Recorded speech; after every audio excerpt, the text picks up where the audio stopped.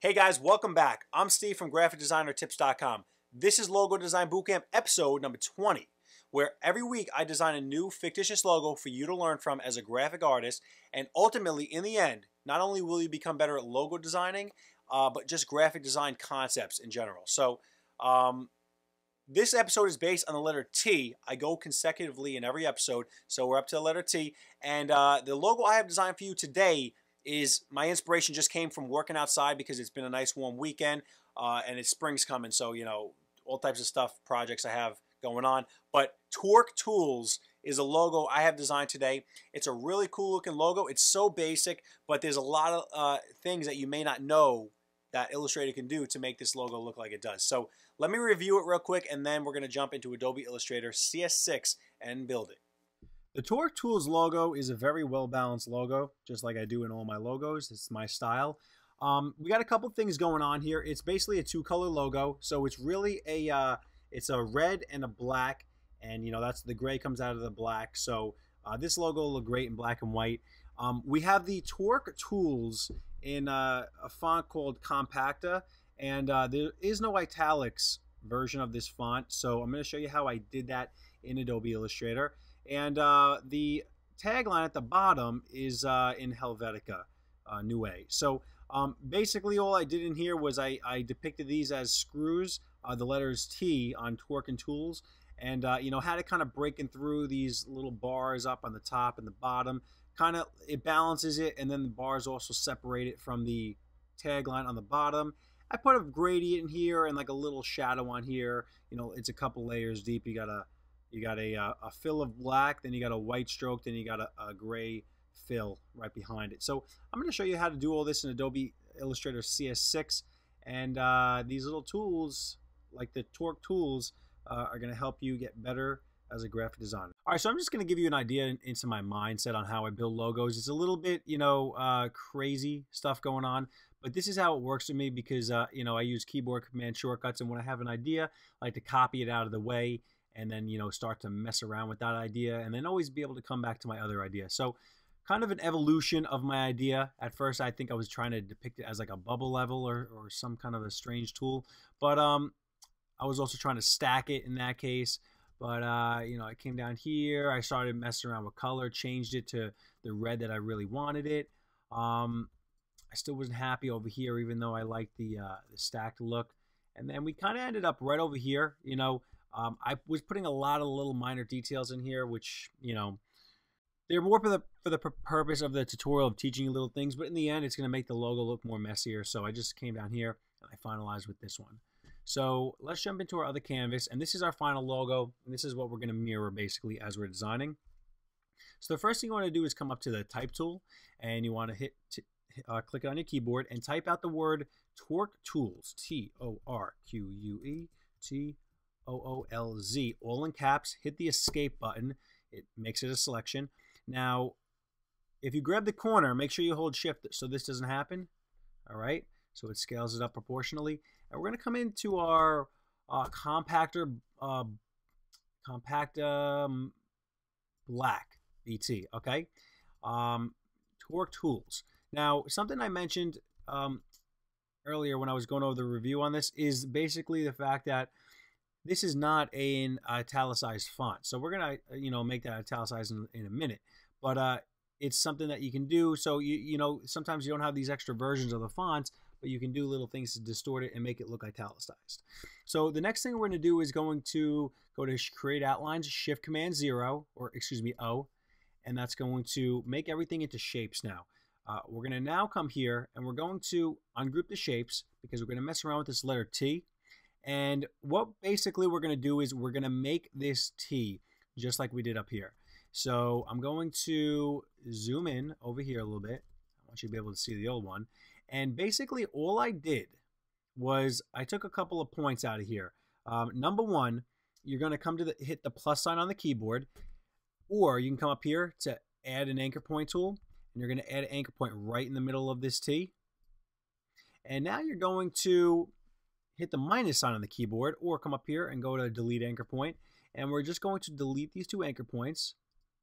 and it's going to, they're basically, when you delete them, it has to obviously go to the next point, which is that center point that I just made. And the next thing I'm going to do is I'm going to do the same thing up here. I'm going to minus this one. I'm going to minus this one. Now, the fact that these are ungrouped, I can move this wherever I want. So I'm going to, I'm going to select this and say 1, 2, 3, 4, 5, 6, 7, 8, 9, 10, 19, 19, 20, whatever. 1920. All right. Do like 20 clicks to the left, 20 clicks to the right. It all depends. I'm actually pretty zoomed in right now, so just kind of make your shape look like that. Basically, is what I'm trying to say. Also, you want to now come up here and you want to take this point by hitting the A button on the keyboard and hold the shift, because then you're going to have this happen, and then have it scale down to the bottom of those letters. So they're pretty much lined up. If you need to pull out a guide, you can pull your rulers, Command R, line everything up like so. All right, so the next thing, see, basically what I wanted to do, I wanted to make sure that this was higher than the O over here. And now we're just going to delete this T like that, and we're going to go to Option, click, Shift. We'll shift it over while holding Shift, excuse me. And now you have your word torque and tools. You know what? I'm sorry, everybody. Back up one quick second. We got to do these swirls. Now, the way you do the swirls is you're basically going to take the pen tool and you're going to one point, and as you make the second point, curve it up. We're going to put a white stroke on it and take out the fill. And we're going to, let's see, I'm going to make this stroke a little thicker. Make it 3 points, and I'm going to Option click Shift 2, 3, 4. All right, so we get a couple of these now, and now I'm going to click this because I don't want to mess around. I don't want to mess around with this shape, so I'm going to lock it. So you're going to click it and go to Command 2. Now you can't mess around with that shape. Now we're going to highlight all 4 of these. We're going to come out to Object, Path, Outline, Stroke. And now the reason we did that is because now we have shapes. We don't have strokes anymore. We have shapes. So basically, I can select, well, you got to unlock this first by going to Object, Unlock All, which I'm sorry I did just do that. Or you could do, I think it's like Shift Command 2. And you're going to select all 4 of these, and you're going to minus the front. And now what that did was it basically cut out all those little shapes on that big shape. So if I threw a box behind here, colored it red just so you can see. Now we have 1, 2, 3, 4, 5 separate shapes. That's exactly what you wanted, because that's how you want to send this stuff to printers or other people who would be designing other aspects. You want to have your logos correctly, path. I call it pathfindering it out. You want to fine tune and so it's print ready and all that. So and design friendly. So now that we have that, okay, we are going to Option, click, shift it over, just like I wanted to do before, and we're going to take this whole entire selection, and we're going to go to Command G. So now, if I move it, it's grouped. That's what Command G does. And you guys got to understand, there's a lot of people who are beginners watching this, so I do repetitively go over keyboard command shortcuts. I show everybody where the stuff is, because it doesn't matter how good you are or how long you've been doing this. You really, it's something you should be doing every time. And for the newbies, it's like guerrilla designing. So now that we have this whole thing grouped, what are we going to do next? The next thing we are going to do is we're going to now put the italics on it. And the way that we're going to do that was we're going to come into our effects, and we're going to go to distort and free distort. Now this is only going to work if you have this all grouped, because if you don't have it grouped, it's probably going to select this first piece right here, or just any random piece. But if you see the little preview window, you're going to see that this is all one word, Torque Tools. And now if you take any of these points, you can basically do whatever you want in here. So, say I did something like that, and I don't like where it came out, you can hit reset and it goes back to where it was. So you're going to click this over, but as you hold shift, it's not going to distort. And same thing, kind of just eye it up. I really wish they would give you more of a preview, like you could zoom in, but they, this is how the tool's been for a bunch of versions now. So we're going to hit OK, and let's see, that looks pretty close. I mean, I built this logo. It took me about 2 hours from concept to completion. So, you know, in a 20-minute video, this is a good enough angle. So I'm going to make this a little bit smaller. Now, if you notice one thing, check this out. If I click this, you're still going to see the guides it's showing. It's basically showing the letters with an effect on it. And we don't want that. We want to expand this so these letters are actually letters. The paths are in the shape of the letters. So the way we're going to do that is we're going to click on the entire selection, go to Object, Expand Appearance, and now, if you look, we're able to select every single point and do whatever we want with them. If I back up a second, if I want to get this R, this right here, I'm going to have to select the point of the R right here and watch what happens as I go like that. I mean, you can mess around and make some cool things like this, but it's going to give your life a little bit of hell. So, like I said, Object, Expand Appearance, and now, grab that R, it's right there. Cool. All right, so the very next thing we're going to do is we are going to make this shadow behind it. And every logo I pretty much build, I do a lot of the same things. Kind of just, you know, it's my style. And basically, what I like to do is, I know in the appearance palette, you can do your strokes and then you can do another stroke, and that's great. But sometimes, you know, I want to shift a certain layer a certain way, and I don't believe I can get that with the appearance, and it's just, this is the way I like doing it. So basically what we're going to do here is we're going to copy this selection, and we're going to hit Command B, or Edit. Command B is paste in back. It pastes it right behind it. So we're going to put a white stroke on this, and you're not going to see it yet. And you're going to make the stroke, say 3 points, okay? And now we're going to, without clicking off the selection, hit Command C, Command B again. And we're going to now turn the stroke to about a 40% black or 30% black. And, excuse me, I don't want that to be a stroke, I'm sorry, but flip this around by clicking that there and turn off the black stroke. I basically wanted that to be a gray fill. And all you're going to do now is you're going to nudge it over to the right. And you're going to see it's going to come out and appear. Basically what this is, and I'll show you what I did if this is confusing. This is 1, 2, 3 layers. So the first layer is just a fill of black. The second layer was that white stroke. Doesn't matter what the fill is, you're not going to see it anyway. And the importance of that white stroke, if we back up, is it separates the black from the gray. And that's the exact effect that I was going for in here. Now, the next thing you want to do is, now that you have that done, is I'm just going to sample my own gradient, is make a gradient of, you know, red to dark red. And basically going to click in, oh, now that these are separate elements, I have to select all these. Hold the shift button when you're selecting down multiple pieces, and eyedropper tool for me. You guys are going to have to make that gradient on your own. And we're going to fill that gradient, make the dark on the bottom, which looks much better. And now you have torque tools. Let's see, something. All right. We're rolling on here. So the next thing you want to do is you want to make these little bars, and these bars are actually all separate elements. And I mean, I know I could do a white stroke behind here. Oh, you know what I just realized? I didn't do this gray on my actual finalized logo. This, you know, they see the gray over here behind the T, but that's okay. It makes it look pretty cool. Changes it up a little bit. But we're going to come up into the rectangle tool, or M on your keyboard, and we're going to make a rectangle. Okay. And before I do that, this is called fine tuning.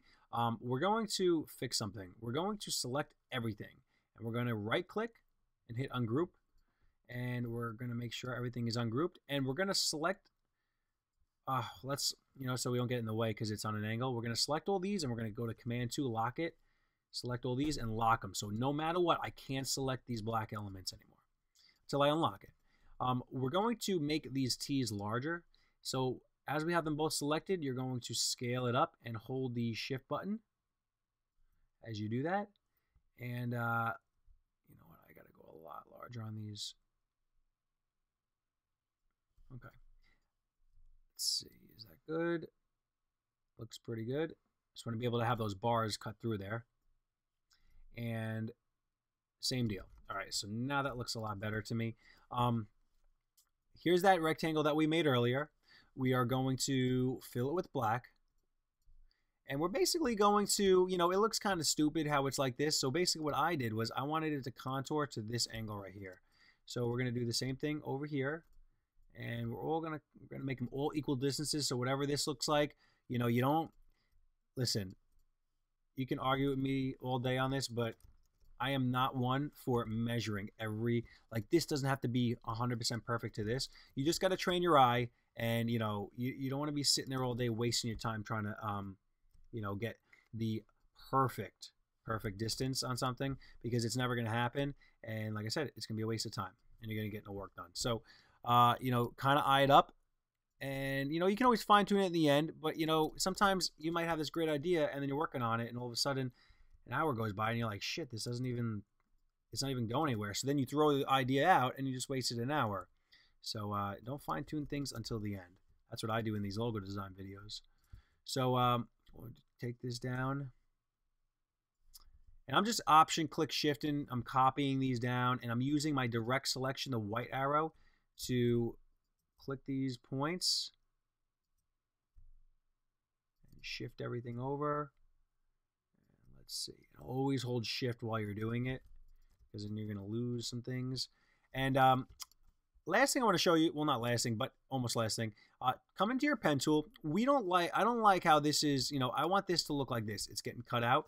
So we're going to come up here and we're going to click, and we're basically going to draw a shape over that line, that black rectangular line I made, or box you could say, and we're going to cut out this shape from that. So basically, while you have this selected, hit shift and click that. Now you're going to subtract the front in your Pathfinder. And now it's just subtracted the front with your direct selection or A on the keyboard. Now you can mess around with your points again and fix them. And you have that nice shadow coming out here on the bottom of the Q, which is a really cool accent. I don't like this. I want to move this down a little bit.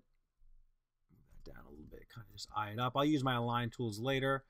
Well, you know, you could use them later. And the last thing you want to do is, let's do the tagline, which is hold caps lock down, or however you want to do it. The right tools for the right job. Hit escape. You tell I'm such a great copywriter, right? We're going to come up till Helvetica. We're going to make it light. And we're going to come to about here with the word, and then we're going to jump into our character and go into our tracking. Tracking adds space after each letter. So you're going to have something happen like this. All right? Use tracking. Well, I use tracking a lot when I'm trying to fill a space. I got this, you know, this T. Let's see. I don't like these T's still. They're not long enough. I'm going to fudge that. I really don't like to stretch things, but I just stretched that out. But let's fix this point.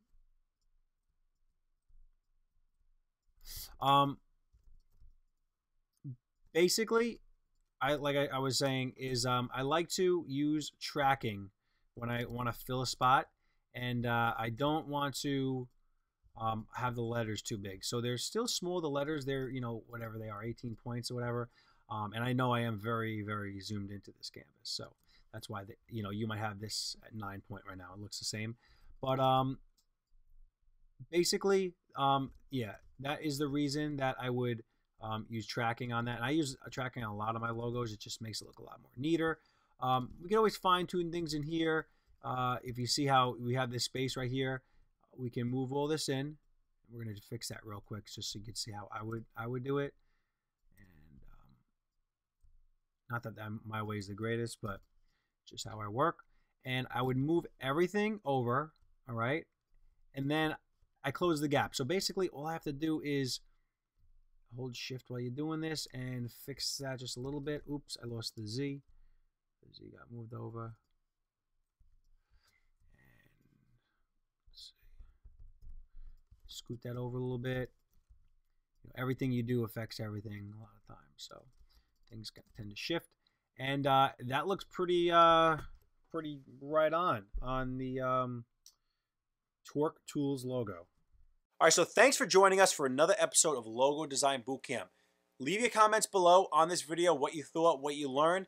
Definitely share us out on your social networks, Facebook definitely, and hit the subscribe button right here. You can see a couple of the videos from the series, and there's only a couple episodes left. I'm very excited about my upcoming series after this one. It's going to be a little bit different, but there's going to be, I think, some kind of a tie into these this series here, but can't really tell anybody yet what it's going to be. But anyway, I'm Steve from GraphicDesignerTips.com. I hope you learn it, and I'm happy you guys are watching and commenting. And that's it. Everybody have a great night. Peace.